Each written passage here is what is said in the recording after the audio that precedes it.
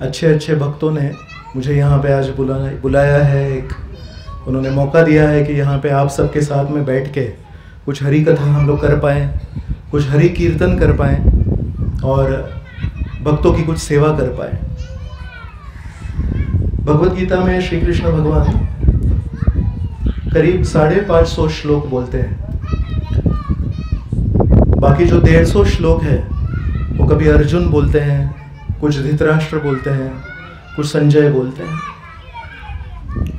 कहते हैं भगवत गीता में 5 प्रमुख विषय हैं: ईश्वर, जीव, प्रकृति, काल और कर्म। इन 5 विषयों में से सबसे महत्वपूर्ण विषय क्या है? वो है ईश्वर, कि परमेश्वर कौन है, भगवान कौन है। और एक बार परमेश्वर को हम समझ जाएं तो फिर भगवान से संबंधित हम हैं, जीवात्मा है, ये प्रकृति है, काल का प्रभाव है, और प्रकृति में स्थित काल के प्रभाव से जीव जो भी कृति करता है उसको कहते हैं कर्म। तो हालांकि भगवान का जो विषय है, ईश्वर विषय है, सबसे महत्वपूर्ण विषय है, लेकिन 550 श्लोक जो श्री कृष्ण भगवान बोलते हैं उसमें सबसे कम श्लोक भगवान अपने बारे में बोलते हैं। अपने बारे में ज्यादा नहीं बोलते हैं। कोई भी सज्जन व्यक्ति होगा वो अपने बारे में थोड़ी बोलेगा। तो भगवान श्री कृष्ण सबसे बड़े सज्जन हैं, लेकिन उनके ऊपर एक बहुत बड़ी जिम्मेदारी है। एक जिम्मेदारी ये है कि सज्जन होने के नाते अपने में बारे में ज्यादा बोल नहीं सकते। लोग बोलेंगे देखो क्या व्यक्ति है, अपने ही मुंह मियाँ मिट्ठू बन रहा है, खुद के बारे में ही बोलते जा रहा है, मैं तो ऐसा हूं, मैं तो वैसा हूं, मेरे पास ये शक्ति है, मेरे पास वो शक्ति है। लेकिन अगर नहीं बोले तो लोगों को पता कैसे चले कि ये सृष्टि कहां से उत्पन्न हुई? अहम सर्वस्य प्रभो भगवान बोलते हैं, लेकिन उस सृष्टि में क्या है, कितने 14 स्तर है, ये सब भगवान नहीं बोलते। वो हमको भागवतम में मिलता है। भगवान ने केवल इतना अहम सर्वस्य प्रभो इतना ही बोल दिया, 3 शब्द बोल दिए, मेरे से सब कुछ उत्पन्न हो रहा है। लेकिन उसमें भौतिक जगत है, आध्यात्मिक जगत है, भौतिक जगत में अनेक अनेक ब्रह्मांड है, वो एक ब्रह्मांड में 14 स्तर है। ये सब डिटेल नॉलेज भगवान ने नहीं दिया, वो भागवत में मिलेगा आपको। तो एक तरफ ये है कि बताना भी है, दूसरे तरफ ये है कि अगर मैं सज्जन हूं और अपने ही बारे में बताया करूं तो लोग बोलेंगे देखो ये कैसे व्यक्ति है, खुद के ही बारे में बता रहे हैं। तो इसलिए अपने बारे में सबसे कम श्लोक गीता में श्री कृष्ण भगवान बोलते हैं। तो पहले ही 700 श्लोक है, बहुत कम है, उसमें 550 श्री कृष्ण बोल रहे हैं, उसमें भी 5 विषय बोलते हैं, उसमें अपने बारे में बहुत कम बोलते हैं। और इस विषय को लेके जब सुखदेव गोस्वामी जैसे शुद्ध भक्त बोलते हैं तो भागवत में 18,000 श्लोक बोलते हैं। जो श्री कृष्ण भगवान ने विषय कुछ 50 श्लोक में खत्म कर दिया, उन 50 श्लोकों के ऊपर अगर आपको गहराई में जाना है तो फिर आपको 18,000 श्लोक वाला भागवतम पढ़ना पड़ेगा। तो उसमें से एक श्लोक है जो श्री कृष्ण भगवान हमको देख के बता रहे हैं। यह है 9वें अध्याय का श्लोक क्रमांक 26। बहुत ही जाना माना श्लोक है, हम सब लोग इस श्लोक से फायदेमंद है। अगर ये श्लोक नहीं होता तो हम यहाँ नहीं होते शायद। तो इस श्लोक में भगवान श्री कृष्ण कहते हैं, पत्रम पुष्पम फलम तोयम यो में भक्त्या प्रयच्छति तद अहम भक्ति उपहृतम अश्नामि प्रयतात्मनः। तो इस श्लोक में भगवान सबसे आसान तरीका बता रहे हैं कैसे हम उनको प्राप्त कर सकते हैं। इसके पूर्व जो श्लोक है, श्लोक क्रमांक 25, वो ऐसा है, यान्ति देवव्रता देवान पितृन यान्ति पितृव्रतः भूतानि यान्ति भूतेज्य मद याजिनो अपि यान्ति माम। इसके पूर्व जो श्लोक है उसमें भगवान कहते हैं जो देवताओं की पूजा करते हैं वो देवों को प्राप्त करते हैं, जो पितृ पूर्वजों की पूजा करते हैं वो अपने पूर्वजों को प्राप्त करते हैं। कोई लोग होंगे जो शायद तामसिक गुण में भूत प्रेत की पूजा करते हैं, ऐसे लोग होते हैं, काली जादू करने वाले लोग होते हैं, वो ऐसे भूत प्रेत पिशाच उनकी सेवा करते हैं, तो उनको वो मिलता है। और बोलते हैं मद याजिनो अभी यान्ति माम, और जो मुझे पाना चाहता है वो मुझे पाता है। तो सिंपल है, एक सवाल उठेगा। हमने तो देखा है देवताओं की जो पूजा होती है तो बड़े जोर शोर से होती है, बहुत तैयारी करनी पड़ती है। आप में से कितने लोगों के घर पे गणेश जी आते हैं? तो कितने दिनों पूर्व से तैयारी शुरू होती है बताइए? 2-3 दिन से पूर्व तैयारी शुरू हो जाती है। अच्छा डेकोरेट करते हैं, रोज वो शीरा बनाते हैं, हलवा, फिर सुबह एक आरती, शाम को एक आरती। और ये तो अपना कलयुग का प्रोसेस है, कलयुग में पूजा कर रहे हैं हम लोग। जो वैदिक प्रकृति पद्धति से अगर देखेंगे तो बहुत महीनों महीनों लगाते हैं। कोई भी बड़े मंदिरों में जाएंगे आप दक्षिण भारत में, 1-2 महीने पूर्व से सब तैयारी शुरू हो जाती है। तो यान्ति देवव्रता देवान, जिन्होंने भगवान की पूजा छोड़ के देवताओं की पूजा की, उनके लिए बहुत सारा प्रिपरेशन है। फिर बोलते हैं पितृन यान्ति पितृव्रता, पितरों की अगर पूजा करनी है तो पिंडदान वगैरह करते हैं ना, उसमें क्या क्या तैयारी करनी पड़ती है पूर्वजों के लिए। चावल बनाते हैं, उसको ऐसा गोल गोल शेप देते हैं, फिर पूजा करते हैं, विष्णु की पूजा करते हैं पिंडदान करने के लिए। और फिर छत पे जाके उस पिंड को, वो चावल के गोले को रखते हैं और राह देखते हैं कोई तो कौवा आके खाएगा।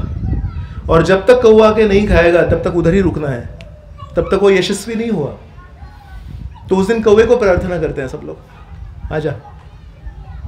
तो पितृन यान्ति पितृव्रता, भूतानी यान्ति भूतेज, भूत प्रेत की भी पूजा करने वाले लोग हैं।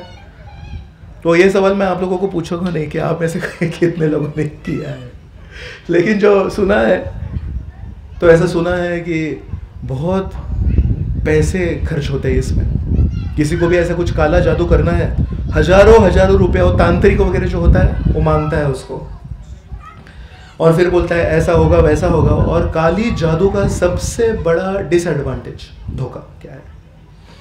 आप किसी के ऊपर वो काली जादू फेंकेंगे, अगर वो व्यक्ति बहुत ही प्रगत है, प्रगत मतलब आध्यात्मिक दृष्टि से, वो पूरी काली जादू आपके ऊपर वापिस आती है। तो इस्कॉन में एक बड़े सन्यासी थे, 2005 में हमको छोड़ के चले गए, परम पूज्य भक्ति तीर्थ स्वामी महाराज, प्रभुपाद जी के शिष्य थे। वो अफ्रीका में प्रचार करते थे और अफ्रीका में हरे कृष्ण महामंत्र सिखाते थे। तो अफ्रीकन लोग वहाँ बहुत गुस्से में आ गए, अरे ये कहाँ भारत का संस्कृति, हमको कहाँ सिखा रहे करके। तो एक बार एक ऐसे काले जादू, वो अफ्रीका में बहुत चलता है ये काले जादू, ब्लैक मैजिक। तो एक व्यक्ति, सुबह भक्ति तीर्थ महाराज सुबह जप कर रहे हैं मंदिर में, और अचानक से एक व्यक्ति ऐसे सुबह 6 बजे दौड़ के आ गया और महाराज के पैरों में गिर गया और बोल रहा है बचाइए बचाइए मुझे बचाइए। महाराज बोला कोई है नहीं यहाँ पे बचाने के लिए, किससे बचाऊं? तो बोले नहीं, मेरा पूरा शरीर जल रहा है। बोले कैसे जल रहा है? तो बोले नहीं, मुझे आपके ऊपर गुस्सा है कि आप ये हरे कृष्ण महामंत्र यहाँ पे प्रचार कर रहे हैं, तो मैंने काली जादू छोड़ दिया आपके ऊपर कि आपका पूरा शरीर जल जाए।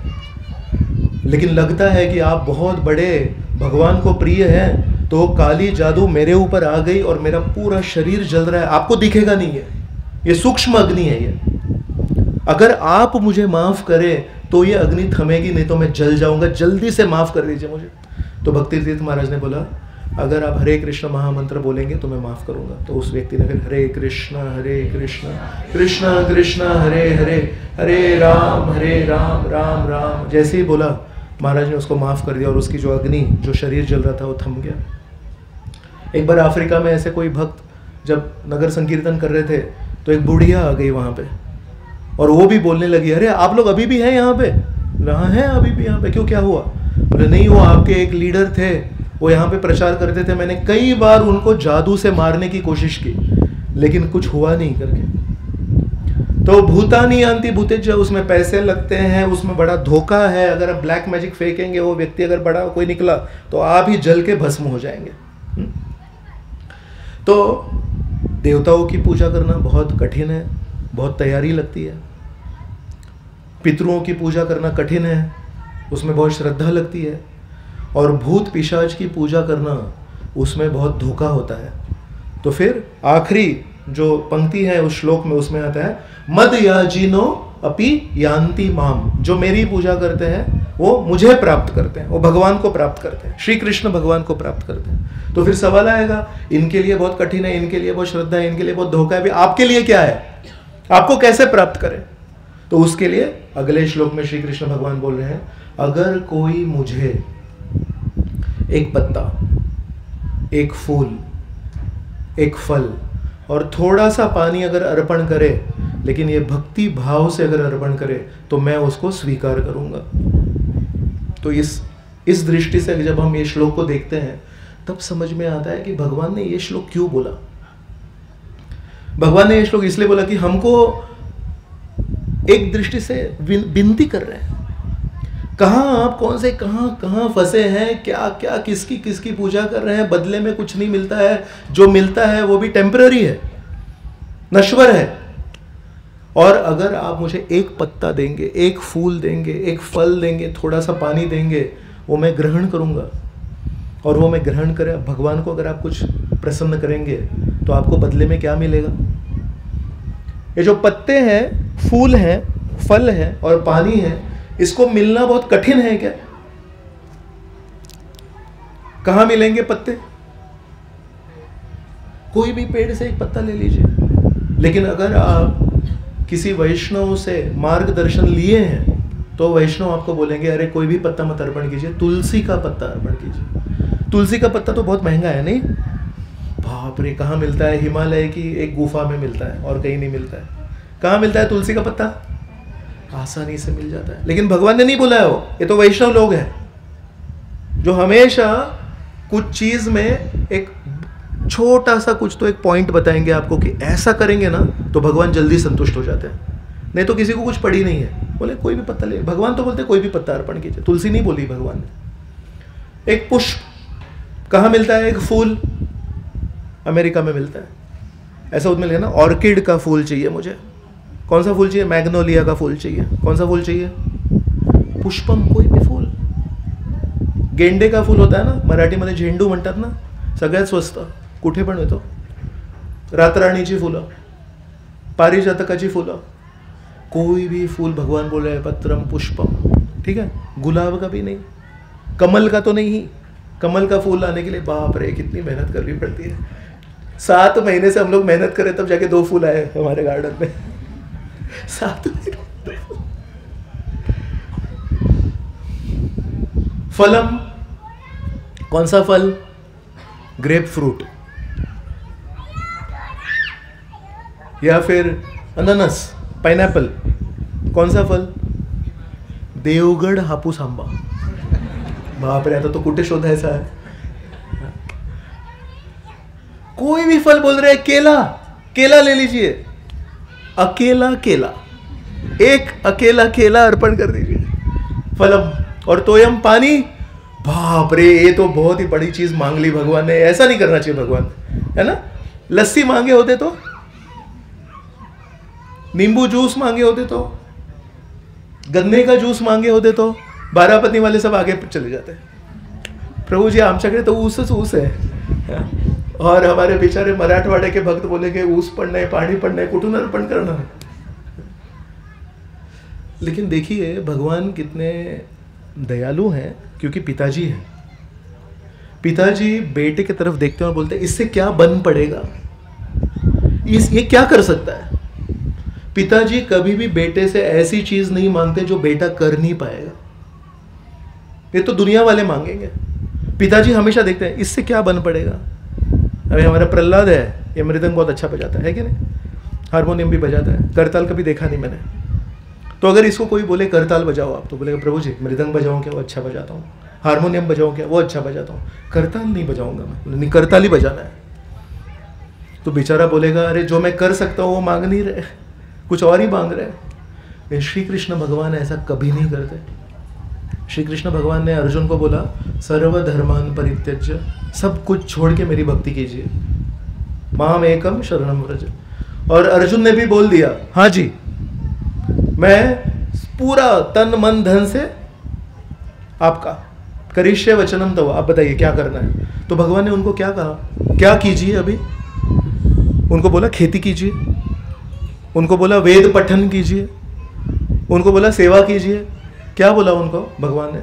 भगवान ने बोला जो धनुष बाण आपने नीचे रखा है उसी को उठाइए, और जिस धनुष बाण से आपने 100 युद्ध किए हैं वैसे ही युद्ध कीजिए, लेकिन चेतना मेरे लिए कीजिए। आज तक आपने जो 100 युद्ध किए हैं, महादेव से भी युद्ध किया, लेकिन उसमें आपका अहंकार था, अपने हिसाब से आप युद्ध कर रहे थे। आज के बाद में जो भी युद्ध करना है वो मेरे लिए कीजिए। इसका मतलब है अर्जुन से जो बन पड़ता था वही करने को बोला श्री कृष्ण ने। उनको बोल सकते थे ना सर्वधर्मान परित्यज्य, बोले करिष्य वचनम, तो बोलिए आप क्या करना है, ठीक है आज से खेती कीजिए यहाँ पे। बाप रे, आज तक कभी हल नहीं उठाया हाथ में, कैसे करेंगे खेती? अर्जुन कैसे करेंगे खेती? आज तक कभी की नहीं। तो भगवान यही मांगेंगे जो अर्जुन कर सकता है।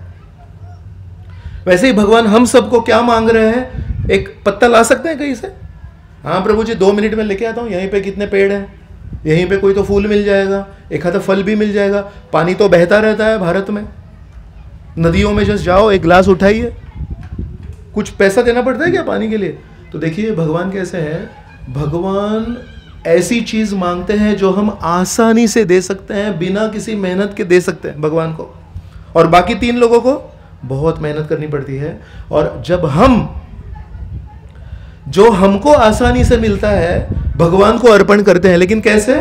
इस श्लोक में भक्ति शब्द का 2 बार प्रयोग किया। पूरे भगवत गीता में कोई भी दूसरे श्लोक में भक्ति शब्द का प्रयोग 2 बार नहीं है, एक ही श्लोक में। यो में भक्त्या प्रयच्छति तदहम भक्ति उपरितम अश्नामि प्रयतात्मना।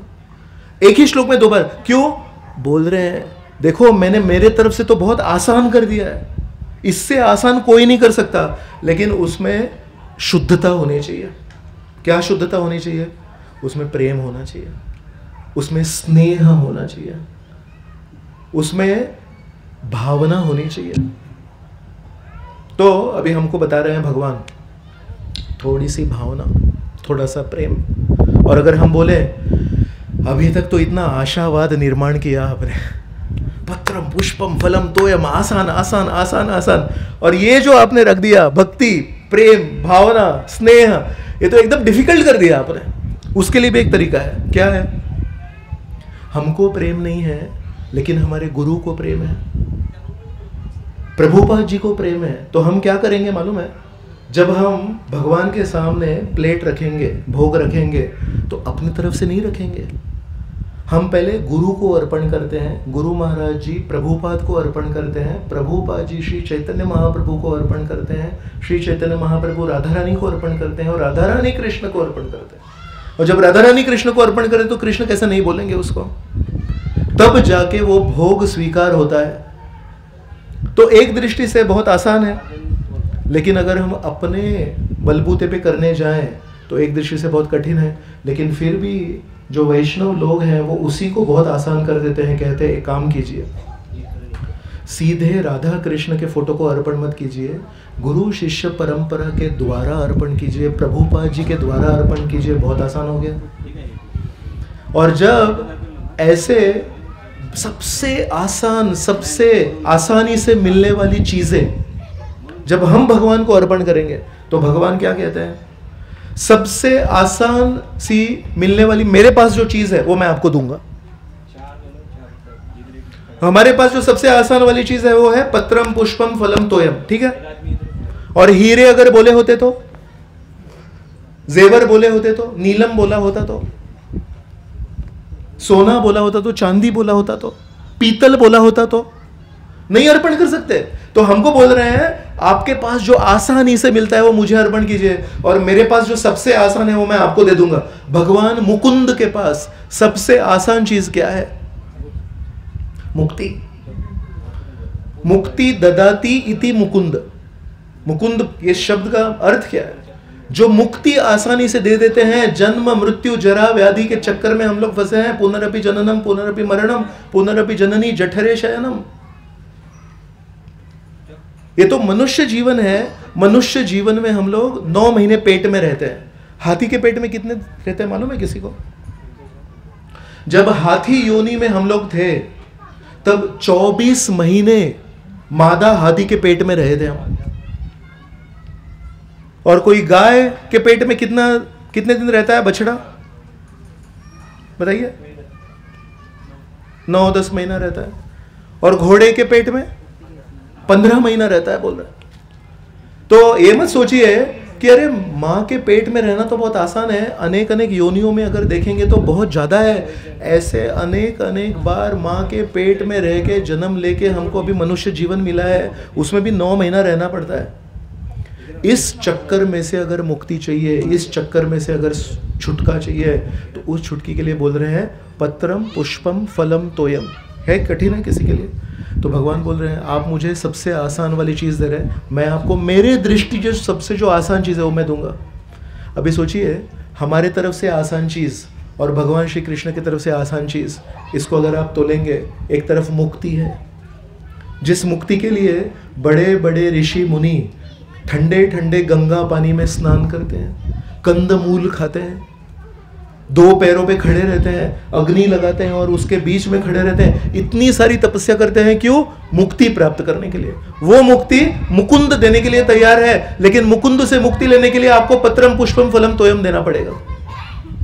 हम कल किसी भक्त के साथ चर्चा कर रहे थे, हिरण्यकशिपु, इसने इतनी सारी तपस्या की, किस चीज के लिए? मुझे अमर बनना है, मुझे मृत्यु नहीं पानी है। इतनी सारी तपस्या की, कैसे की? 10,000 साल तक पैरों के जो 2 अंगूठे हैं उसके ऊपर खड़े रहे और ऐसे 2 हाथ ऊपर करके खड़े रहे। तब जाके ब्रह्मा जी सामने आए और बोलते हैं बताइए। तो बोले मुझे अमर बनना है।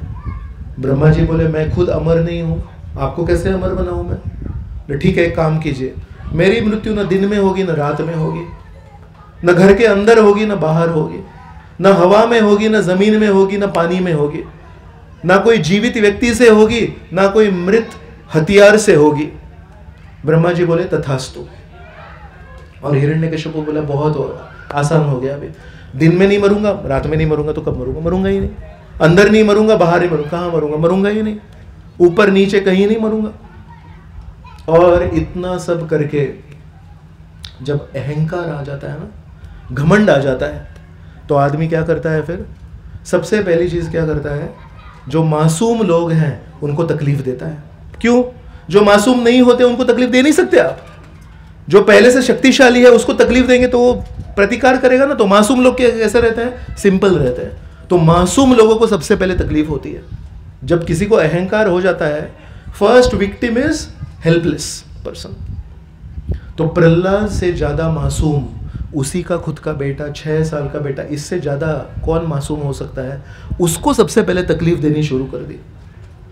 जब तकलीफ दी, भगवान जब आए तो नरसिंह देव के रूप में आए, तो नरसिंह देव ने क्या कर दिया? आधे सिंह थे, आधे मनुष्य थे, तो न कोई प्राणी है न मनुष्य है। और कब मारा उनको? शाम के समय मारा, तो सूर्यास्त भी हो गया था, न दिन है न रात है, लेकिन थोड़ा प्रकाश था, तो न दिन है न रात है। कहाँ मारा? मराठी में उंबरठा म्हणतो आपको, हिंदी में उसको कहते हैं दहलीज। घर की दहलीज पे मारा उनको। कैसे मारा? अपनी गोद में लेके मारा, न हवा में मारा, न जमीन पे मारा, न तो कहने की बात यह है, इनको अमर बनना है लेकिन उनको मृत्यु दे दी। ठीक है। और प्रहलाद ने कभी अमर बनने के लिए कोई ख्वाहिश की? कभी अमर बनने के लिए कोई प्रार्थना की? प्रहलाद जस्ट बोल रहा है मुझे आपका स्मरण हमेशा रहे, मैं हमेशा आपका भक्त रहूं, ये एक ही प्रार्थना कर रहा है। और ऐसे करते करते उनको हाथियों के बीच में फेंक दिया, नहीं मरा। उनको होलिका की गोद में बिठाया, नहीं जला। उनको सांपों के बीच में डाला, नहीं मरा। उनको भाला से मारा, नहीं मरा। उनको पर्वत से फेंक दिया खाई में, नहीं मरा। क्या नहीं किया उनको मारने के लिए? भागवत अगर पढ़ेंगे तो वहां तो लिखा है उसको सामने रख के खराब से खराब शब्द बोले, गालियां दी। तो अगर फिजिकली नहीं मर पाता है तो कम से कम इतना उसमें बुरे गुण देखने की कोशिश की, इतना उसके सामने बोला, तो उसी से आदमी ऐसा थोड़ा डर जाता है और सहम जाता है। मतलब प्रहलाद को मारने के लिए 1000 चीजें की, लेकिन प्रहलाद अमर बन गया। प्रहलाद नहीं मरा। और हिरण्यकशिपु ने अमर बनने के लिए बहुत सारी तपस्या की और उसको वरदान भी मिला ब्रह्मदेव का, लेकिन मारा गया। अभी हमको सोचना है कि हिरण्यकशिपु जैसे अमर बनना है और बाद में मृत्यु पानी है, कि प्रहलाद जैसे भगवान का नाम स्मरण करके, हालांकि हिरण्यकशिपु कई बार कई तरीकों से उसको मारने की कोशिश कर रहा है, लेकिन सही में अमर कौन बना? प्रहलाद बना। तो इसलिए भगवान श्री कृष्ण, इनसे अगर हमको कुछ चाहिए तो भगवान बोलते हैं मैं तो जन्म ऐश्वर्य ये सब मैं आसानी से दे देता हूं, मैं मुक्ति भी आसानी से दे दूंगा आपको, लेकिन सबसे कठिन चीज अगर भगवान कृष्ण से प्राप्त करनी है तो वो है भक्ति। भगवान भक्ति इतनी आसानी से नहीं देते। इसलिए इस श्लोक में कह रहे हैं, एक तरफ मैंने आपको बहुत आसान कर दिया, पत्रम पुष्पम फलम तोयम, लेकिन उसमें जो स्नेह है वो स्नेह प्राप्त करने के लिए 60-70 साल की सेवा चलेगी। अगर कल हमने अपनी भक्ति शुरू की है, कल हमने हरि नाम शुरू किया है, हम बोलेंगे चला काल शिकलो आज आता भोग लाऊया, स्नेह है क्या उसमें? स्नेह नहीं है उसमें। तो सबसे इंपॉर्टेंट चीज क्या है वहां पे? हमको लगता है तुलसी का पत्ता, हमको लगता है पानी, हमको लगता है फल। नहीं, भगवान बोल रहे हैं सबसे इंपॉर्टेंट है स्नेह। जैसे हमको अगर कोई खाना परोसे, उसमें बहुत कुछ अच्छा अच्छा है लेकिन नमक नहीं है, कोई नहीं खाएगा उसको। आधी मीठ घेऊन या, मिठाशिवाय जमत नाही आपल्याला। इसलिए भगवान बोलते हैं बाकी दुनिया भर की चीज लेके आइए, लेकिन उसमें अगर प्रेम का नमक नहीं है, नो टेस्ट, मुझे कुछ अच्छा नहीं लगता है। तो इसलिए कोई बोले, सिंपल बता दिया आपने, थोड़ी सब्जी बनानी है, थोड़ी दाल बनानी है, थोड़ा चावल बनाना है, थोड़ी रोटी बनानी है, भगवान के सामने प्लेटर में टिंग टिंग टिंग टिंग करना है, हो गया? नहीं, वो 1% है। वो जो खाना बना रहे हैं, रोटियां बना रहे हैं, मसाले डाल रहे हैं, गैस जला रहे हैं, सब्जी काट रहे हैं, वाइंड अप कर रहे हैं, साफ सफाई कर रहे हैं, 1% है। वो 99% है हृदय को शुद्ध करना। और धीरे धीरे धीरे सालों साल जब हम धीरे धीरे अपने हृदय को शुद्ध करेंगे, तो एक दिन जब भगवान के सामने रखेंगे तो भगवान बोलते हैं आज अच्छा भोग बनाया आपने। आज तक जो भोग था उसमें नमक ही नहीं था, लेकिन प्रभुपाद जी के द्वारा अगर आप अर्पण कर रहे थे तो मैंने लिया वो। तो हम झट से देखेंगे कि कौन कौन से भक्तों ने शुद्ध प्रेम से पत्रम पुष्पम फलम तोयम भगवान को अर्पण किया। तो कहते हैं द्वारका में एक कहानी है, सत्यभामा नाम की एक रानी थी भगवान श्री कृष्ण की। एक राजघराने से आई थी वो। तो उनको हमेशा एक अहंकार था कि मैं तो बहुत बड़े राजघराने से आई हूँ, और हम सब की महाराष्ट्र की जो माँ है उनको कहते हैं रखुमाई, रुक्मिणी। तो रखुमाई भी एक राजघराने से आई है, भीष्मक महाराज की बेटी है, विदर्भ से आई है, लेकिन उनको कभी अहंकार नहीं था। हमेशा भगवान को जो प्रार्थना है उन्होंने अर्पण की है। एक प्रेम पत्र लिखा रुक्मिणी देवी ने, उसमें कहते हैं अगर इस जन्म में आप मुझे नहीं स्वीकार करेंगे, मैं जन्मों जन्मों तक तपस्या करने के लिए तैयार हूं, लेकिन मैंने एक ठान ली है, मैं विवाह करूंगी तो केवल आपसे। तो रुक्मिणी है राजघराने की, लेकिन खुद को हमेशा श्री कृष्ण भगवान की दासी के रूप में देखती थी, अहंकार नहीं था उनको कुछ। तो सत्यभामा हमेशा बोलती थी ये रुक्मिणी मुख्य रानी क्यों है, मैं क्यों नहीं मुख्य रानी, थोड़ा उनको था, ऐसे भावना थी उनकी। तो इसको सुलझाने के लिए भगवान ने अपने भक्तों के द्वारा एक चीज की। तो एक दिन नारद मुनि आए सत्यभामा देवी के पास, बोलते हैं हे सत्यभामा देवी, आपको तो भगवान श्री कृष्ण से बहुत प्रेम है। हाँ जी, लेकिन ये सबको मालूम नहीं है। हाँ जी, तो सबको मालूम पड़ना चाहिए कि आपको भगवान के प्रति क्या प्रेम है। बोला हाँ, तो कैसे करेंगे? तो आप अभी जाके श्री कृष्ण भगवान को बताइए कि आप कोई शर्त में हार गए, और शर्त में मैं था, शर्त में श्री कृष्ण भगवान थे। तो श्री कृष्ण भगवान को बोलिए कि देखो शर्त में हार गई नारद मुनि से, और नारद मुनि को तो पैसे से कोई लालच नहीं है, तो उन्होंने शर्त में श्री कृष्ण को लगाया था। तो क्योंकि मैं हार गई तो श्री कृष्ण अभी आज से आप अभी नारद मुनि के हो गए। तो स्वाभाविक है कि श्री कृष्ण बोलेंगे अरे मैं तो आपका पति हूं, मैं तो द्वारका वासी हूं, तो द्वारका छोड़ के अभी नारद मुनि के पास साधु के साथ कहां जाऊंगा? साधु तो 3 दिन से ज्यादा एक जगह पे रहते नहीं है, हमेशा प्रवास करते रहते हैं, मैं नहीं जाऊंगा।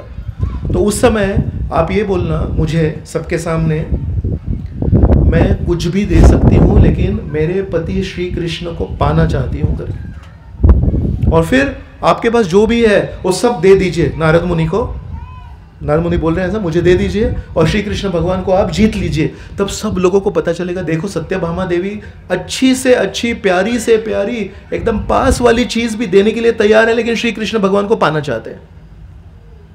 तिरुपति में जब हम लोग जाते हैं तो मुंडन करते हैं। तो मुंडन क्यों करते हैं? बहुत सारे लोग जब तिरुपति जाते हैं तो मुंडन क्यों करते हैं? सॉरी, मैंने गलत एग्जाम्पल दिया, मेरा ये तिरुपति के बिना ही हो जाता है। ऐसा कहते हैं कि जो बाल है ये हमारे सुंदरता का प्रतीक है। Shampoo, hair conditioner, hair oil, क्या क्या लगता है। कभी दुकान में कहीं गया तो आधी दीवार तो उससे ही भरी रहती है। बालों का केयर। तो कोई व्यक्ति जब तिरुपति में जाके उसका मुंडन करता है तो बोलता है मेरा सौंदर्य एक तरफ और भगवान के प्रति समर्पण एक तरफ। तो सबसे प्यारी चीज है ना, जो युवक होते हैं कॉलेज के, वो हमेशा एक जेब में एक रखते हैं ना कुछ, है ना, और एक आईना भी रखते हैं। 2 मिनट हो गया कुछ तो ऐसा आईना ऐसा ऐसा है कि नहीं। रास्ते पे चल रहे हैं और कांच का अगर दुकान है, दीवार है, तो ऐसे चलते। तो तिरुपति में जाके बोलते हैं ये मेरी सबसे अच्छी चीज है, इसके बिना मैं सुंदर नहीं होऊंगा, इसको भी मैं काट रहा हूं तिरुपति के लिए। तो ऐसे सत्यभामा देवी बोल रही है अभी देखो मैं क्या करती हूँ। तो श्री कृष्ण भगवान के पास गए और बोले कुछ शर्त थी, वो मैं हार गई, अभी आपको मैं हार गई, अभी नारद मुनि के साथ आपको जाना है। श्री कृष्ण बोले ये क्या है? बोले ठीक है जो भी है। तो नारद मुनि को बुलाया उन्होंने। तो नारद मुनि बोले देखो इनको लेके मैं क्या करूं, आपके पास कुछ है और अगर आप जीतना चाहते हैं श्री कृष्ण भगवान को तो जीत लीजिए। तो सत्यभामा बोली चला एक तराजू घेऊन या। एक तराजू लेके आए, बहुत बड़ा तराजू लेके आए। उस तरफ एक तरफ श्री कृष्ण भगवान को बिठाया और सत्यभामा सबके सामने बोल रही है जाओ मेरे पिताजी ने जो भी सोना दिया है सब लेके आओ, माहिर से सोना। और वो सारा सोना रख दिया वहां पे। इतना सारा सोना दिया था, बाप रे, बहुत सारा सोना दिया था। लेकिन भगवान अकेले बैठे थे, लेकिन वो तराजू हिला ही नहीं। तो बोले ऐसे कैसे हो गया? ठीक है चलो कोई बात नहीं, और भी जितना मेरे जेवर हैं जो भी है सब लेके आओ। सारे गहने सारे सब कुछ लेके आ गए, उधर तराजू में डाल दिया। लेकिन ये जो पलड़ा है श्री कृष्ण भगवान का वो इतना भारी था, वो हिला ही नहीं। अब क्या करेंगे? जितने जेवर, कान की बाली, हाथ के कंगन, अंगूठी सब निकाल के तराजू में रख दिया, लेकिन वो पलड़ा हिल ही नहीं रहा है। तो भगवान का कितना वजन है जान नहीं सकते हम। फिर क्या करेंगे? तो जब अपना सारा धन चला गया लेकिन कृष्ण भगवान को पा नहीं सकते, फिर क्या करेंगे? नम्र हो गए। क्या हो गए? सुनाई नहीं दिया मुझे। ये शब्द याद रखना, भगवान को अगर पाना है तो ये शब्द बहुत काम में आएगा। नम्र हो गए। फिर क्या किया? दूसरी जो सहेली रानी थी उनको बोले मैं विनती करती हूँ, मुझे तो बहुत घमंड था कि मेरे पास बहुत पैसा है, मेरे पास बहुत सोना है और मैं सब दाव पे लगा दूंगी और श्री कृष्ण भगवान को जीत लूंगी, लेकिन जीत नहीं पाए, थोड़ा मदद करोगी क्या तुम? तो वो सहेली रानी ने उसका सारा सोना दे दिया, कुछ नहीं हुआ। जितनी सहेलियां रानी थी, बहुत सारी रानियां थी भगवान की, सारों का धन ले लिया लेकिन कुछ नहीं हुआ। अभी क्या करेंगे? अभी क्या करेंगे? जब कुछ नहीं हो रहा तो क्या करेंगे? अभी तो बताया मैंने, और नम्र बनेंगे। सबसे लास्ट में कौन रानी है? लास्ट में नहीं, वो पहली है, लेकिन इनकी दृष्टि से लास्ट है। क्यों? कंपटीशन, स्पर्धा। मैं कृष्ण को प्रिय कि ये कृष्ण को प्रिय। रुक्मिणी के पास नहीं गए, बाकी सारी रानियों का सारा धन लिया, सब रानियों ने अपना धन दे दिया, लेकिन कृष्ण भगवान का पलड़ा नहीं रहा। अभी सबसे ज्यादा विनम्रता लानी पड़ेगी अगर भगवान को जीतना है तो रुक्मिणी देवी के पास में गई, बोलेगी मेरे साथ ऐसा ऐसे हो गया, सारा सोना लगा दिया, सब बाकी रानियों ने सारा सोना लगा दिया, थोड़ा मुझे मदद करेंगे क्या? तो रुक्मिणी बोली इतना सब करने की जरूरत नहीं थी, मैं आती हूँ। और आते आते उन्होंने तुलसी का एक पत्ता लिया और जहाँ पे इतना सारा सोना था वहाँ एक तुलसी का पत्ता रख दिया, और जैसे ही तुलसी का पत्ता रख दिया कृष्ण भगवान का पलड़ा ऐसे ऊपर चला गया। और सारे लोग बोले अरे वाह, ये तो हमको पता ही नहीं। तब श्री कृष्ण भगवान वापस जीत गए। मतलब नारद मुनि के साथ में नहीं जाएंगे। तब श्री कृष्ण भगवान बोलते हैं, अब समझ में आया, आपको अहंकार था, आपको घमंड था, आपको लगा आप बहुत बड़े राजघराने के हैं। मुझे जीतने के लिए पैसा काम में नहीं आता है, मुझे जीतने के लिए अहंकार तो कभी काम में नहीं आता है, क्योंकि मेरा वजन आपके अहंकार से बहुत ज़्यादा है। लेकिन अगर मुझे जीतना है तो विनम्रता चाहिए, और जब हम विनम्र होते हैं तो हमारी बुद्धि भगवान की दृष्टि से क्या प्रिय है इस पे चलती है। तो दो शब्द हैं, लोकप्रियता और दूसरा है कृष्ण प्रियता। लोकप्रिय कैसे बनना है इसके लिए भगवान की जरूरत नहीं है, विनम्रता की भी जरूरत नहीं है। कैसे लोकप्रिय बनूं मैं, लेकिन अगर कृष्ण को प्रिय बनना है तो विनम्रता होती है। विनम्रता में वैसे दिमाग चलता है कि कृष्ण को मैं कैसे प्रसन्न करूं। तो ये एक बहुत ही महत्वपूर्ण स्टोरी है कि रुक्मिणी सबसे महत्वपूर्ण रानी क्यों है, क्योंकि रुक्मिणी ने सोना नहीं लाया, रुक्मिणी ने गहने नहीं लाए। रुक्मिणी को मालूम है श्री कृष्ण को प्रसन्न करने के लिए क्या जरूरत है, तुलसी के पत्ते की जरूरत है। श्री चैतन्य चरितामृत में अद्वैत आचार्य की कहानी आती है। अद्वैत आचार्य जब इस जग को देख रहे थे तो सोच रहे थे, इतनी बुरी परिस्थिति है इस जग की, क्या क्या लोग कर रहे हैं।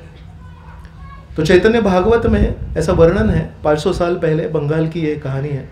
हमारे यहाँ कोई बंगाली भक्त भी बैठे हैं, थोड़ा सोचेंगे कि क्या चल रहा है करके। इतना पैसा इतना पैसा इतना पैसा था, सोच रहे थे कि पैसे का करूँ क्या मैं भी, तो कुछ तो भोग करना है, कुछ तो आनंद लेना है। क्या कैसे आनंद लेंगे, तो बोले बिल्लियाँ होती है ना, बिल्लियों का विवाह लगा रहे थे।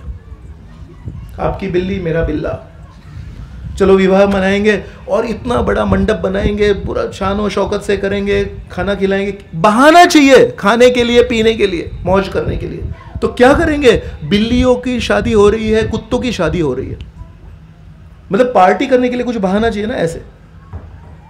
ऐसे परिस्थिति में भगवान का नाम कोई नहीं ले रहा था। हम तो बोलते हैं श्री चैतन्य महाप्रभु के बारे में, बोलते हैं कि श्री चैतन्य महाप्रभु कभी बचपन से जब आए तो एक ग्रहण है ना, ग्रहण के दिन आए। क्यों, ग्रहण के दिन एक अशुभ वातावरण होता है। बोले अरे अच्छा, भगवान भी अशुभ वातावरण में आते हैं क्या? नहीं, अशुभ वातावरण में नहीं आते हैं। अशुभ वातावरण में हम और आप सारे शुभ वातावरण तैयार करके उनको स्वागत करें, इसलिए आए। तो ग्रहण था, चंद्र ग्रहण था, और चंद्र ग्रहण में श्री चैतन्य महाप्रभु जब आए तो सारे लोग नदिया वासी गंगा नदी के तट पे थे।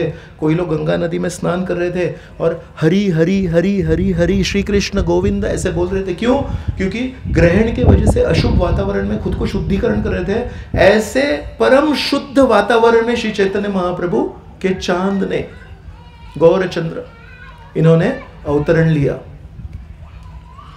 तो ऐसा कहते हैं, अकलंक गौरचंद्र होइला अवतार, सकलंक चंद्र।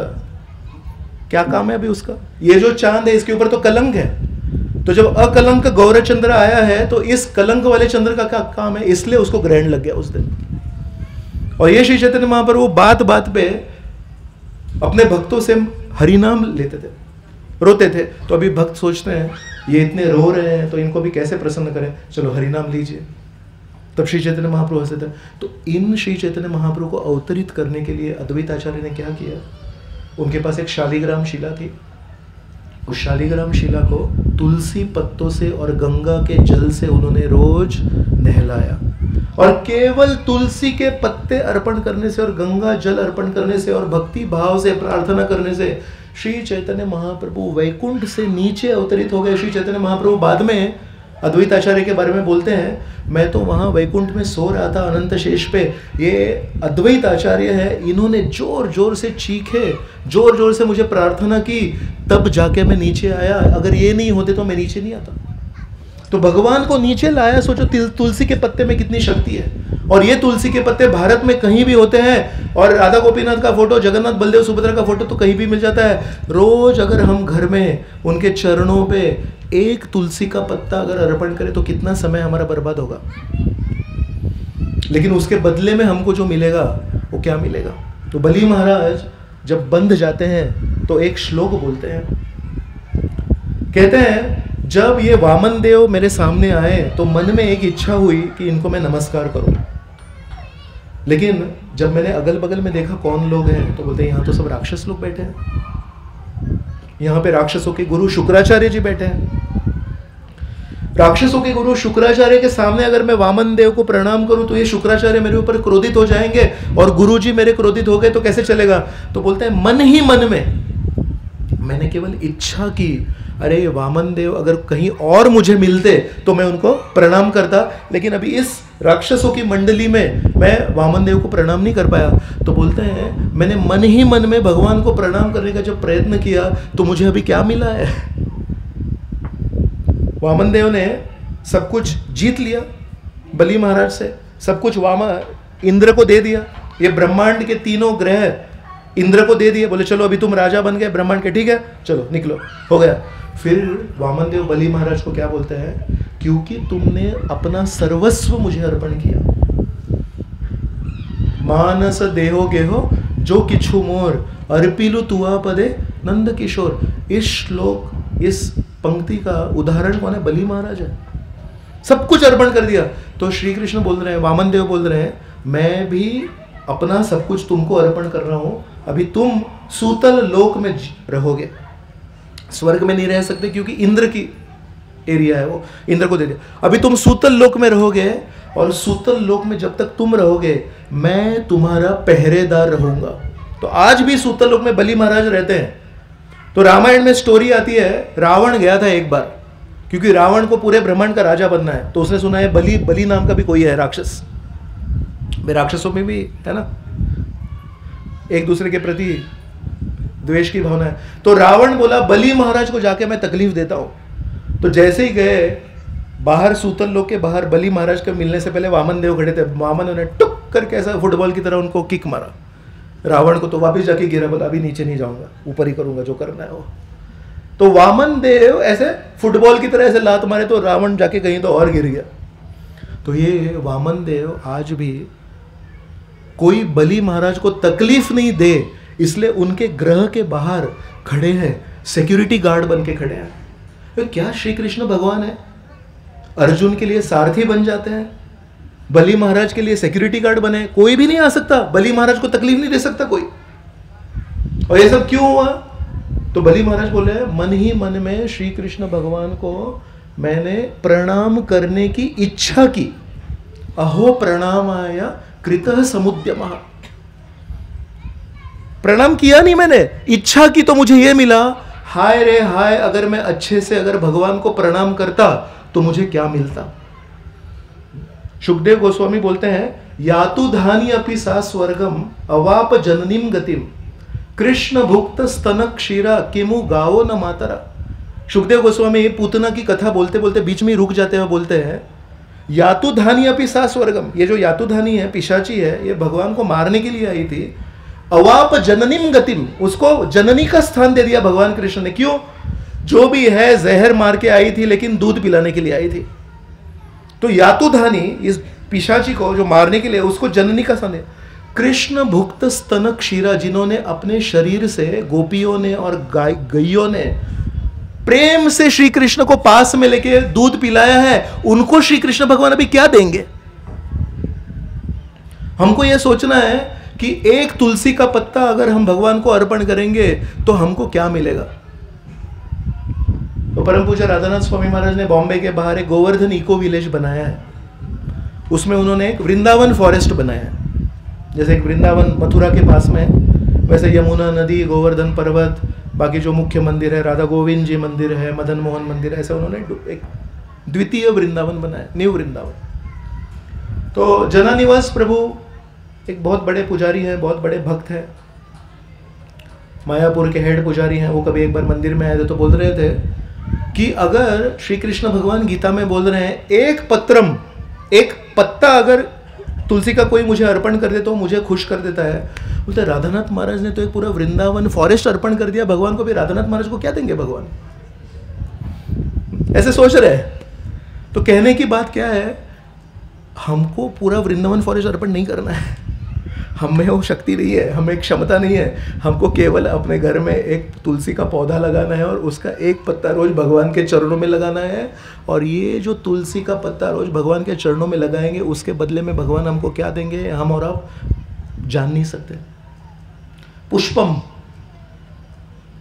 जब श्री कृष्ण भगवान और बलराम जी मथुरा नगरी में आए, वृंदावन में सबसे पहली बार, तो पहले वो रजक को मिले। तो रजक ने क्या किया, इन्होंने बोला अरे वो जो कपड़े हैं तुम्हारे पास मुझे दे दो। तो बोला है नालायक लोग, आप लोग आदिवासी लोग हैं, गांव में रहने वाले हैं, शहर में आए तो कपड़े मांग रहे हैं। मालूम है किसके कपड़े हैं? ये कंस महाराज के कपड़े हैं। और कंस महाराज के कपड़ों के ऊपर नजर डालेंगे, एक क्षण आप अगर रहेंगे, मैं अभी सैनिकों को बुलाऊंगा, तुम्हें इधर ही मरवाऊंगा मैं। ऐसे धमकी दी उन्होंने कृष्ण और बलराम को। कृष्ण और बलराम ने ऐसे उंगली ली और ऐसे इधर हाथ स्पर्श किया, और ये जो रजक था इसकी जो सर था ऐसे गिर के पड़ गया। तो आप बोलेंगे ऐसे कैसे? बोले अंगानीय से सकल इंद्रिय वृत्ति मन थी।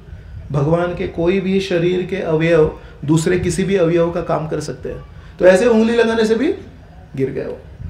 फिर आगे चल के एक सुदामा माली था। ये सुदामा ब्राह्मण नहीं, वहां पे फूल बेचने वाला एक दुकान लगाई थी, उसका नाम भी सुदामा था। वो भी मथुरा नगरी का ही वासी है जैसे ये रजक है। लेकिन जैसे ही भगवान कृष्ण और बलराम जी वहां पे आए, वो सुदामा ने क्या किया, अपने दुकान में देखा सबसे अच्छे फूल कौन से हैं, सबसे अच्छा हार कौन सा है, और सबसे अच्छा हार ऐसे जांच, ये इन्हें हाँ ने तो ने ऐसे ढूंढ ढूंढ के सबसे अच्छे हार निकाले और कृष्ण और बलराम को 2 मालाएं पहनाई। और श्री कृष्ण भगवान उनको क्या बोलते हैं मालूम है? श्री कृष्ण भगवान बोलते हैं, ये फूलों की माला अर्पण करके तुमने मुझे पूरी तरह से संतुष्ट कर दिया। तो वो सुदामा माली एक वरदान मांगते हैं श्री कृष्ण भगवान से। तो सुदामा माली बोलते हैं, मुझे 3 चीजें दीजिए। क्या 3 चीजें दीजिए? बोलते आपके प्रति प्रेम, वैष्णवों के प्रति मैत्री की भावना, और जो साधारण लोग हैं इस समाज में उनके प्रति दया की भावना दीजिए। और श्री कृष्ण भगवान बोलते हैं तथास्तु करके।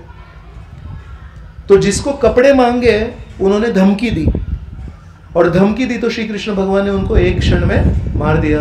और ये सुदामा माली ने फूलों का हार अर्पण करके वैकुंठ प्राप्त कर लिया। तो जो माताएं हमारे मंदिर में रोज आके फूलों का हार बनाते हैं और वो फूलों का हार जगन्नाथ बलदेव सुभद्रा को अर्पण करते हैं, सोचो उनको क्या मिलेगा। लेकिन वो फूलों का हार अर्पण करते करते हमारी चेतना क्या है ये भक्त लोग नहीं देख पाते, लेकिन जगन्नाथ जी देख पाते हैं। तो एक बार श्री श्री राधा गोपीनाथ मंदिर में ऐसे ही कुछ माताएं थी जो रोज हार बनाती थी भगवान के लिए, लेकिन 2 माताओं में कंपटीशन शुरू हो गया। तो जब फूल मार्केट से आते हैं, वहाँ पे तो कोई गार्डन नहीं है, बॉम्बे में कौन सा गार्डन है, तो मार्केट से फूल आते हैं, तो सबसे अच्छे फूल कौन से हैं, ये एक माता जो है वो एक ग्रुप बनाई उन्होंने, और सारे अच्छे अच्छे फूल जहाँ पड़े रहते वो फूल लेके ऐसे छुपा देते थे। और दूसरा जो ग्रुप है उनको फूल ही नहीं मिलते थे अच्छे, उनको बासी फूल मिलते थे। तो दूसरे दिन ये माताओं के ग्रुप ने क्या किया, जब फूल आए मार्केट से तो अच्छे अच्छे फूल सब चुन लिए, उनको छुपा दिया। तो ऐसे 2 ग्रुप बन गए और 2 ग्रुप के बीच में कंपटीशन शुरू हो गया। हमारा ग्रुप जब गोपीनाथ जी के लिए हार बनाएगा तो वो सुंदर होगा, कि इनका ग्रुप जब हार बनाएगा तो सुंदर होगा। तो कौन सा हार सुंदर होगा बताइए आप? दोनों हारों में से कंपटीशन की दुर्गंध आ रही थी, तो गोपीनाथ ने पहना ही नहीं वो हार। तो तब परम पूज्य राधानाथ महाराज के पास ये जब बात गई तो राधानाथ महाराज ने ये सारी माताओं की एक मीटिंग रखी, और उस मीटिंग में 5 मिनट के लिए बोले, और बोले कि जब हम अहंकार की भावना से और स्पर्धा की भावना से जब हम हार बनाते हैं और गोपीनाथ जी के गले में डालते हैं, तो गोपीनाथ जी को वो हार कैसे लगता है, मरे हुए सांप की चमड़ी जब छोड़ देता है, सांप चमड़ी छोड़ देता है मालूम है, और चला जाता है, तो जो पीछे पड़ी हुई चमड़ी है, वो चमड़ी अगर हम गोपीनाथ जी के गले में डालेंगे तो गोपीनाथ जी को कैसे लगेगा, वैसे वो हार जो आप बना रहे हैं वो गोपीनाथ जी को लग रहा है करके। इतना 5 मिनट बोल के महाराज जी चले गए। फिर अगले दिन से वो सारा कंपटीशन बंद हो गया। मेरा हार बड़ा, आपका हार बड़ा, मेरा हार सुंदर, आपका हार सुंदर, ये सब बंद हो गया। गोपीनाथ जी के लिए बना रहे हैं, हमारे लिए नहीं बना रहे हम। तो इसलिए सुदामा वाली सबसे अच्छा हार जब भगवान को अर्पण करे तो भगवान इतने खुश हो गए उनके। पत्रम पुष्पम फलम, किसी ने भगवान को फल अर्पण किया है? हम तो पेड़ से तोड़ के भगवान को फल अर्पण करते हैं। एक शबरी थी, शबरी ने क्या किया? सालों साल अपने गुरु आज्ञा का पालन किया। उनके गुरु थे मतंग ऋषि, और मतंग ऋषि ने बताया था मैं तो जा रहा हूं अभी वैकुंठ, लेकिन भगवान रामचंद्र यहाँ पे आएंगे, और जिस दिन आएंगे आप उनका अच्छे से स्वागत करना। कब आएंगे बताया नहीं, 2022 में आएंगे, 2040 में आएंगे, 2062 में आएंगे, एक दिन रामचंद्र भगवान आएंगे, आप तैयारी कीजिए। तो ये शबरी रोज मराठीमध्ये म्हणतात ना फुलांचा सडा टाकायचे, तो ऐसे अच्छे अच्छे फूल लेके आती थी और जमीन पे रखती थी, ताकि भगवान रामचंद्र अगर आज आए तो ऐसे कोमल कोमल अपने चरणों को उन फूलों के ऊपर रख के आश्रम में आएंगे। कब आएंगे लेकिन पता नहीं। तो आज पूरी तैयारी, आज अभी हम लोग आने वाले हैं तो उसका मैसेज व्हाट्सएप पे गया, चैतन्य एकेडमी के सारे स्टाफ को गया, मालूम है आज शाम को आने वाले हैं, है कि नहीं? तो ये कारपेट बिठाया, ये पूरा अच्छा अच्छा भोग बनाया, ये सब लाइटिंग वगैरह लगाया, और समझो डेट ही नहीं मालूम है तो कितने बार करेंगे ये सब अरेंजमेंट। लेकिन शबरी, इसने सालों साल हर रोज फूल की पंखुड़ियां बिक रखी जमीन पे, और अच्छे अच्छे फल तोड़ के, तो कैसे कैसे दिन चलते गए वैसे वैसे बहुत एक्सपर्ट हो गई वो।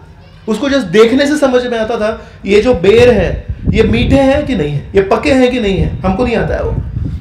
आंबे कधी विकत घेतल्यावर लागला ना, आंबट लागला ना, अरे हा पिकला नाही अजून, बाहेरून पिवळा होता, आणि केशरचे आंबे बाहेरून हिरवे असतात पण आतमध्ये पिकलेले असतात, आपल्याला कळत नाही, सवय नहीं आपल्याला।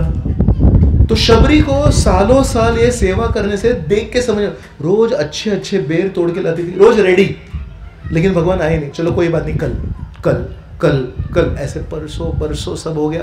रामचंद्र जी एक दिन आए, लेकिन भावना कम नहीं हुई। क्या इतनी देर लगा दी, कालपर्यंत आले असते तर थोडा उत्साह होता, आता उत्साहच नाही राहिला, असं नाही झालं त्यांचं वर्षानुवर्ष। तो रामचंद्र जी जब आए, फिर से एक प्लेट में मीठे मीठे बेर थे, वो बेर को ऐसे किया, ऐसे किया, बहुत ही मीठे, क्योंकि अभी तक तो सिर्फ बुद्धि से मालूम पड़ रहा था कौन से बेर मीठे। आज तो भगवान रामचंद्र को खुश करना है, रिस्क नहीं ले सकते, घोड़े थे क्या। तो हम भगवान का झूठा खाते हैं, और शबरी ने भगवान को अपना झूठा दे दिया, गलत काम किया क्या? लेकिन भगवान बोल रहे हैं यो में भक्त्या प्रयच्छति तद अहम भक्ति उपहरितम। उपहार समझते हैं, हिंदी में उपहार, उपहार देते हैं, तो वैसे भगवान बोलते हैं उपहरितम, वही शब्द है। मतलब कोई व्यक्ति अगर मुझे एक पन्ना, एक फल, एक पुष्प और पानी का उपहार देता है, बाप रे इतना बड़ा कीमती उपहार दे दिया मुझे, प्रेम से इतना बड़ा उपहार दे दिया, मैं इसको कैसे चुकाऊं, ऐसे भगवान की भावना है। और वो फूल किसने दिया हमको? भगवान नहीं दिया। और वो फल किसने दिया? भगवान नहीं दिया। पानी किसने दिया? भगवान नहीं दिया। पुष्प किसने दिया? भगवान नहीं दिए। आप में से किसी ने कोई फैक्ट्री में बनाया है फूल? आप में से किसी ने फल बनाया है, पानी बनाया है? भगवान का पानी भगवान को अर्पण, भगवान के फल भगवान को अर्पण। हमारे मंदिर में कभी कभी कोई जब भोग बनाता है उसको स्पॉन्सर करते हैं, है कि नहीं? तो स्पॉन्सर करते हैं मतलब वो पैसे दे रहे हैं। चलो आज सत्संग कार्यक्रम है, सब लोगों के लिए फीस्ट बनाएंगे, आज रामनवमी है तो फीस्ट बनाएंगे, ठीक है। कितने लोग आएंगे? 250-300 लोग आते हैं, ठीक है। तो कितना पैसा लगेगा फीस्ट बनाने के लिए? इतना इतना पैसा लगेगा, ठीक है। तो वो जो व्यक्ति है वो बोल रहे ये लो पैसा, 15-20 हज़ार रुपये लगता है, इतने सारे लोगों को अच्छी फीस्ट खिलानी है तो 15-20 हज़ार रुपये दे रहे हैं। कौन पैसा दे रहा है? वो व्यक्ति दे रहा है, स्पॉन्सर दे रहा है। तो वो स्पॉन्सर भी प्रसाद लेगा कि नहीं लेगा? जो व्यक्ति 250 लोगों को प्रसाद खिला रहा है वो खुद लेगा कि नहीं लेगा? लेगा। क्यों? उसके पास तो इतना पैसा है, 250 लोगों को प्रसाद दे रहा है, घर में उसके कितना पैसा रहेगा? जो एक दिन के प्रसाद के लिए 15-20 हज़ार रुपया दे रहा है, उसके घर में प्रसाद है कि नहीं? बात ये नहीं है कि घर में प्रसाद है कि नहीं, बात ये है कि ये जो मैंने पैसे दिए हैं वो हमारा कर्तव्य है। अगर कोई हमको पैसा दे रहा है तो हम उस पैसे को अपने पास नहीं रखना चाहिए, सबको खिलाना चाहिए। और सबको खिलाना है मतलब उस व्यक्ति को भी खिलाना है। तो जो दे रहा है उसको भी खिलाना है, उसको बोलते हैं प्रेम। और जो स्पॉन्सर है, स्पॉन्सर ने पैसे दे दिए, हमने फीस्ट बना दिया, सारे भक्तों को खिला दिया, और वो व्यक्ति आके बोल रहा है मुझे भी मिलेगा, आपको नहीं मिलेगा। क्यों? आपने तो खिलाया सब लोगों को। तो आपने अगर सबको खिलाया तो आपको खिलाने की क्या जरूरत है? उस दिन के बाद में वो स्पॉन्सर कभी मंदिर में नहीं आएगा। सही है कि नहीं? वैसे ये सबसे बड़े स्पॉन्सर है। सिर्फ मनुष्य को नहीं खिला रहे, प्राणी, पक्षी, मछली, सबको, देवताओं को भी खिला रहे, सबको खिला रहे हैं। सज्जन व्यक्ति क्या करता है? जब कोई स्पॉन्सर आके हमको प्रसाद खिलाता है, हम तो खाएंगे, लेकिन जो स्पॉन्सर किया है उसको भी खिलाएंगे। तो ये भावना कहां से शुरू होती है? वहां से शुरू होती है। भगवान सबसे पहले स्पॉन्सर है, सबको खिला रहे, सब मनुष्य समाज को खिला। और हमारा कर्तव्य क्या है? उसमें से एक फल तोड़ के भगवान को बोलेंगे, अरे आप सबको खिला रहे हैं, लेकिन सब लोग आपको नहीं खिला रहे। आप सबको खिला रहे, लेकिन सब आपको नहीं खिला रहे। मैं वो सज्जन बनूंगा जो पहचानूंगा आप सबको खिला रहे हैं, मैं आपको खिलाऊंगा। माँ सालों साल अपने बेटे बेटियों के लिए खाना खिलाती है, लेकिन एक दिन जब माँ का बर्थडे होता है, उस दिन अगर बेटी ने भारत की मैप की तरह एक रोटी बनाई है कि नहीं, और माँ को बोले माँ आप तो मुझे रोज खिलाते हैं, आज मैंने आपके लिए रोटी बनाई, माँ कभी नहीं बोली कि भारत का मैप क्यों बनाया? मैं तो हमेशा भूगोल बनाती थी, भूमि है ना, भूमि माँ है ना, तो मैं गोल रोटी बनाती, आपने ये कौन सा मैप बनाया है? माँ कभी नहीं बोलेगी, माँ बोलेगी कितनी छान, तू कितनी अच्छी बेटी है, तू कितना अच्छा बेटा है। आपके घर के बाहर अगर गार्डन है, वो गार्डन में अगर फूल लगाए हैं आपके माता पिता ने, उसमें से एक फूल अपने पिताजी के बर्थडे के दिन पिताजी को दीजिए और बोलिए पिताजी आपको बहुत बहुत शुभकामनाएं, आपका जन्मदिन है। पिताजी बोलेंगे बहुत अच्छा लगा। किसने लगाया है फूल? पिताजी ने। गार्डन किसने बनाया? पिताजी ने। घर किसने बनाया? पिताजी ने। हमको अकल किसने दी कि वो फूल तोड़ के उनको दो? पिताजी ने। खाना किसने खिलाया? पिताजी ने। तो जो पिताजी ने सब कुछ दिया है, उसी पिताजी को एक बार अच्छे दिल से अगर एक फूल अर्पण करे और बोले कि बहुत बहुत धन्यवाद, आपने पूरे साल भर, जिंदगी भर मेरे लिए क्या नहीं किया, मैं तो केवल एक फूल दे सकता हूँ आपको, उसमें आता है ग्रेटफुल, है कि नहीं? जब पिताजी को एक फूल देते हैं तो उसमें आता है ग्रेटिट्यूड, कृतज्ञता। तो राधानाथ महाराज हमेशा बोलते हैं, if we are not grateful then we are great fools. सबसे बड़ा मूर्ख व्यक्ति कौन है? सबसे बड़ा मूर्ख व्यक्ति वो है जो कृतज्ञ नहीं है। भगवान ने हमारे लिए जो किया है, गुरु ने हमारे लिए जो किया है, आचार्यों ने हमारे लिए जो किया है, वो हमको पहचान नहीं। हम बोल रहे हैं मेरे तरफ से होना चाहिए, मेरी दृष्टि से होना चाहिए, मुझे जो चाहिए वो होना चाहिए। अरे प्रभुपाद जी को जो चाहिए वो होना चाहिए, राधा गोपीनाथ को जो चाहिए वो होना चाहिए, जगन्नाथ बलदेव सुभद्रा को जो चाहिए वो होना चाहिए, है कि नहीं? तो इसलिए जब तक हम कृतज्ञ नहीं है, हम सबसे बड़े मूर्ख हैं। हम एग्जाम में सबसे अच्छे रैंक कमाएं या अपनी कंपनी में most intelligent employ of the year award मिले, लेकिन सबसे पहले बुद्धि का क्या एक सिंबल क्या है कि हम में कृतज्ञता होनी चाहिए। जो स्पॉन्सर सबको खिला रहा है उसको हमको कभी कभी खिलाना चाहिए। और पानी किसने पिलाया? भगवान को। तो ऐसा कहते हैं कि श्री चैतन्य महाप्रभु ने रघुनाथ दास गोस्वामी को एक गोवर्धन शिला दी और उनको कहा कि 8 तुलसी के पत्ते रखिए, इसके ऊपर ये गोवर्धन शिला रखिए और इनको आप पानी पिलाइए। केवल पानी और 8 तुलसी के पत्तों से रघुनाथ दास गोस्वामी ने पूरी जिंदगी भर गोवर्धन शिला की सेवा की। और श्री चैतन्य महाप्रभु ने बताया कि गोवर्धन शिला को सेवा करने के लिए बहुत ऐसे बड़े बड़े कुछ चीज़ की ज़रूरत नहीं है, केवल पानी और तुलसी के पत्ते दे दीजिए। तो देखिए कितना आसान है। वृंदावन में वो जो एक भिल्ल पुरंदरी एक स्त्री थी, मालूम? यशोदा माई के घर में जब श्री कृष्ण भगवान रहते तो अरे कोई है क्या जिसको फल चाहिए, फल ले लो, ऐसे कही ना महिला एक दिन टोकरी लेके आई और कृष्ण भगवान को फल चाहिए थे। तो कृष्ण भगवान ने बोला अभी क्या करूं मैं, कुछ तो देना चाहिए। देखो कैसे सज्जन है, छोटे से बच्चे हैं लेकिन कुछ देना चाहिए। ददाती प्रतिगृह्णाति, पहले ददाती आता है। तो श्री कृष्ण भगवान बोलते हैं, मुट्ठी में उन्होंने कुछ ऐसे चावल कुछ ले लिया, धान्य काही घेतले हातात। अरे वो मुट्ठी कैसी है, एकदम सिंपल सी मुट्ठी है, तो इसके 2 उंगलियों के बीच में जो गैप है, वो गैप में से सारे धान्य गिर गए। ऐसे दौड़ते दौड़ते गए घर के बाहर, बोले ये लो, थोड़ा सा मेरे तरफ से ले लो।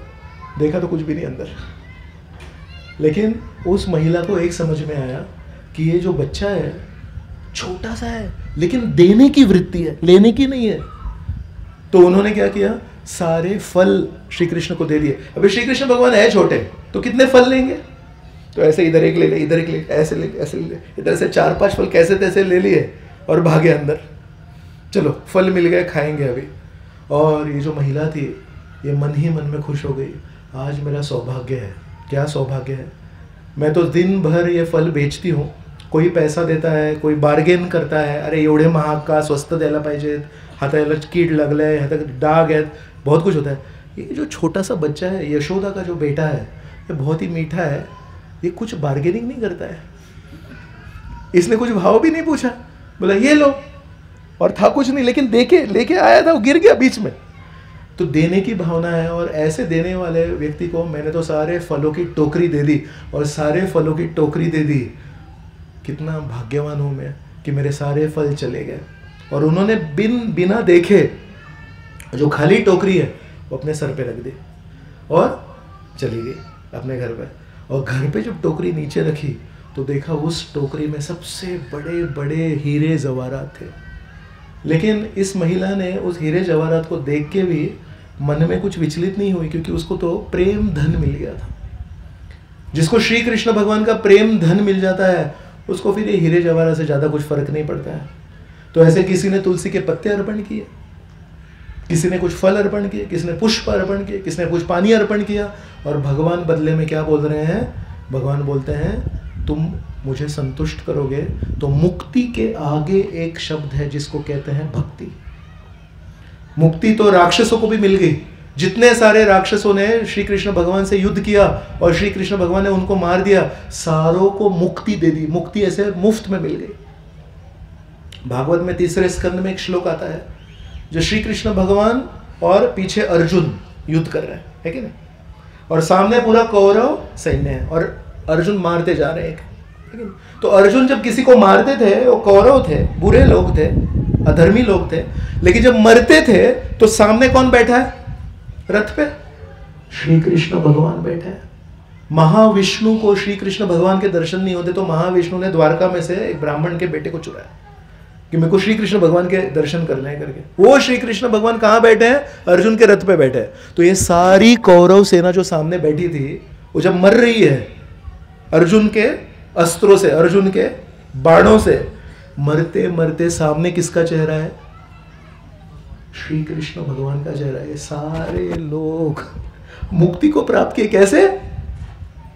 अंत काले च मामेव स्मरण मुक्त्वा कलेवरम यह प्रयाति समद्भावम नाति आस्ति अत्र संशय। 8वें अध्याय में श्री कृष्ण भगवान बोलते हैं, अंत समय पे जो मुझे स्मरण करता है वो इस पृथ्वी लोक पे जन्म नहीं लेता है। ये सारे पूरी जिंदगी भर पाप किए हैं, गलत लोगों की तरफ से लड़ रहे हैं, अर्जुन के खिलाफ लड़ रहे हैं, लेकिन अर्जुन के खिलाफ लड़ने का एक सबसे बड़ा फायदा है कि श्री कृष्ण भगवान वहीं पे बैठे हैं। तो श्री कृष्ण भगवान को देख के शरीर को त्यागे, सारे लोग चले गए मृत्यु के बाहर। तो राक्षसों को मुक्ति मिली, कौरव सेना को मुक्ति मिली, और जो प्रेम से पत्रम पुष्पम फलम तोयम देगा उसको भगवान मुक्ति देंगे। भगवान बोलते हैं, मैं तुझे मेरे घर का मेंबर बनाऊंगा, गोलोक वृंदावन में मेरा जो घर है वहाँ तुझे अपनाऊंगा। तो सोचिए, इससे आसान और इससे अच्छा सौदा कौन दे सकता है? इसलिए श्रील प्रभुपाद जी ने जब इस्कॉन की स्थापना की अमेरिका में, तो लेक्चर कम दिए लेकिन कीर्तन ज़्यादा किया। और जब कीर्तन से सुन के जब लोग इकट्ठा होते थे तो उनको बोलते थे, चलिए मैं आपको कुछ खिलाता हूँ, और अच्छा प्रसाद बनाते थे। और इन अमेरिकन लोगों ने कभी अच्छा प्रसाद खाया ही नहीं था, और ऐसा अच्छा प्रसाद खा के बोलते हैं, ये तो बहुत अच्छा लग रहा है। और जब कोई व्यक्ति ऐसा सोचता था कि ये जो स्वामी जी है ना, इनके नियम बहुत ज़्यादा है, सुबह जल्दी उठना है, भगवान का नाम लेना है, शुद्ध जीवन जीना है, तो ऐसे तंग आके कोई तो एक व्यक्ति कभी छोड़ के चला जाता था। तो जाता था तो दरवाजे से जाना पड़ता था। दरवाजे के बगल में एक कांच के जार में गुलाब जामुन रखा करते थे प्रभुपाद जी। तो स्ट्रेटेजिकली रखते थे उसको, अंदर भी रख सकते थे, दरवाजे के पास में रखते थे। तो वो जब आदमी बाहर जाता था, तो ये अच्छी चीज़ है, ठीक है? तो जाते जाते एक खा के जाता हो। पूरे न्यूयॉर्क में गुलाब जामुन कहाँ मिलेगा, और गुलाब जामुन तो गुलाब जामुन है। तो जाते जाते बोलता अभी स्वामी जी को छोड़ के जा रहा हूँ, एक गुलाब जामुन लेके जाता हूँ। एक गुलाब जामुन मुंह में डालता था, और वो स्वामी जी ने बनाया हुआ गुलाब जामुन था। पत्रम पुष्पम फलम तो है प्रयतात्मना। तो प्रयतात्मना का जो भाषांतर देखेंगे आप, तो प्रभुपाद जी लिखते प्रयतात्मना शुद्ध चेतना से। तो स्वामी जी शुद्ध है, शुद्ध चेतना से शुद्ध प्रसाद बनाते थे, वहाँ पे रखते, तो ये जाते जाते गुलाब जामुन खाता था तो परिवर्तन हुआ। स्वामी जी इतने भी कठोर नहीं है, थोड़ा सुबह जल्दी उठ ही जाऊँगा, क्या फ़र्क पड़ेगा, थोड़ा शुद्ध जीवन जी ही लूँगा, है कि नहीं। ऐसा करके वो व्यक्ति घूम के वापस आ जाता था। तो ऐसे प्रसाद के बलबूते पे प्रभुपाद जी ने बहुत सारे लोगों को प्रचार किया, उनको अच्छी कथा सुनाई, उनको एक अच्छा व्यक्ति बनाया, और ख़ास करके सारे अपने शिष्यों को उन्होंने अपने जैसा शुद्ध बनाया। तो कभी कोई गुरु होते हैं जो खुद बहुत ही पवित्र होते हैं, और बहुत पवित्र होने के नाते किसी को भी देखते हैं तो उसको पवित्र कर देते हैं, किसी को भी स्पर्श करते हैं तो पवित्र कर देते हैं। प्रभुपाद जी ने ऐसे नहीं किया। प्रभुपाद जी ने कैसे किया, अपने लेवल का सबको बनाया। तो प्रभुपाद जी ने पूरे विश्व में प्रचार किया, और अब उनके जो शिष्य हैं वो भी उनके प्रचार के कार्य को पूरे विश्व में और तेजी से बढ़ा रहे हैं। तो प्रभुपाद जी ने शिष्य नहीं बनाए। साधारण तौर पे एक गुरु हमेशा शिष्य बनाता है, लेकिन प्रभुपाद जी ने कैसे किया, प्रभुपाद जी ने अनेक गुरुओं को जन्म दिया, मतलब उनको शिष्य बनाया, लेकिन शिष्य बन के शिष्य नहीं रखा। ठीक है, अभी शिष्य बन गया, अभी शिष्य ही रहो जिंदगी भर, नहीं। उनको बोला मैंने जो कार्य शुरू किया है आप आगे बढ़ाइए, आप भी गुरु बनिए। तो इस दृष्टि से श्रील प्रभुपाद जी हमारे सामने हैं जो बोल रहे हैं आप सब अच्छे भक्त बनिए, और अच्छे भक्त बनने के लिए कोई बड़ा कुछ करना नहीं है। प्रभुपाद जी की फ़ोटो रखिए, राधा गोपीनाथ की फ़ोटो रखिए, प्रभुपाद जी को विनती कीजिए मैं शुद्ध नहीं हूँ लेकिन आप शुद्ध हैं, मैं आपको अर्पण करता हूँ, आप प्रभुपाद जी भगवान को अर्पण कीजिए। सिंपल ये अगर भोग हम लोग ज़िंदगी भर अपने घर पे अर्पण करेंगे, तुलसी का पत्ता अर्पण करेंगे, थोड़ा पानी का एक गिलास रखेंगे, मालूम नहीं हमको क्या मिलेगा, श्री कृष्ण भगवान हमको क्या देंगे। तो भगवत गीता के आधार पे हम आप सबको विनती कर रहे हैं कि ऐसे शुद्ध जीवन जिए, और इस्कॉन संस्था से इसके लिए कोई टैक्स नहीं लगेगा, आपको कुछ अर्पण नहीं करना है, अपने अपने घर में शुद्ध जीवन जिए और अपने मनुष्य जीवन को सफल बनाइए। मैं फिर से एक बार चैतन्य एकेडमी के प्रति अपने आभार प्रकट करता हूँ कि उन्होंने आज ये हमको एक मौका दिया है जिससे हम आप सबके सामने कुछ श्री कृष्ण भगवान के बारे में बोल पाएँ। और हम प्रार्थना करते हैं कि चैतन्य एकेडमी दिन दुगनी और रात चौगनी बढ़ते जाए, और अनेक अनेक नवयुवा यहाँ पे आते हैं, लड़के लड़कियाँ यहाँ पे आए, अच्छे संस्कार सीखें, अच्छा मार्गदर्शन दें और अपने जीवन को सफल बनाएं। तो बहुत बहुत धन्यवाद। हरे कृष्णा। जय श्री श्री राधा गोपीनाथ भगवान की जय, जय श्री श्री जगन्नाथ बलदेव सुभद्रा माई की जय, श्रील प्रभुपाद जी की जय, अनंत कोटि वैष्णव वृंद की जय, जय निताय गौर प्रेमानंदे। हरि हरि बोल। हरे कृष्णा। थैंक यू नंदलाल प्रभु जी, बहुत बहुत आभार, बहुत बहुत शुक्रिया। बहुत ही सुंदर और मनोहर एकदम कथाओं के साथ, अलग अलग स्टोरीज के साथ प्रभु जी ने बहुत अच्छे से बहुत सारे इंपॉर्टेंट लेसन्स बताए। मन नम्रता का हो, भगवद गीता का ज्ञान हो, कैसे भगवान इतनी इंपॉर्टेंट चीज़ें इतनी सरलता से